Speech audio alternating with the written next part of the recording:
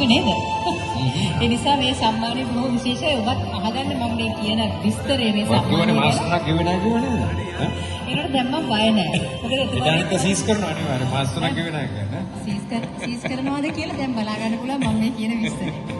Leasing හා ණය වාරික ගෙවන්නන්ගේ සංගමේ සභාපතිවරයා වශයෙන් නීතියත් නොනීතියත් ලංකා අසරණ වූ ලීසිං හා ණය වාරික ගෙවන්නන් මෙන්ම අනීතිකව මූල්‍ය ආයතන බලහත්කාරකමින් වාහන අත්පත් කර ගැනීමෙන් අසරණ වූ වාහන හිමියන් වෙනුවෙන් නීතිය පිළිසරණ ලබා දෙමින් සිදු කළ විශිෂ්ට මෙහෙයට ගෞරවාභිමානයෙන් ජීවිතේ එක් වරක් පමණක් පිදෙන අමිල ජාත්‍යන්තර මානුෂීය සම්මානයෙන් පිදුම් ලබන්නේ ආචාර්ය අසංක රුවන් පොතුපිටිය මහතා.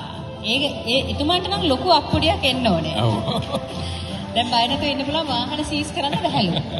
තානම් එහෙම නීතියක් නැහැ. එහෙම කියලා වගේ වාරික වෙනා නොගෙවෙන්න බෑ. එහෙම බෑ. Thank you very much, Dr. Sankar Ruwan Puthupitia. Wonderful service. Thank you very much.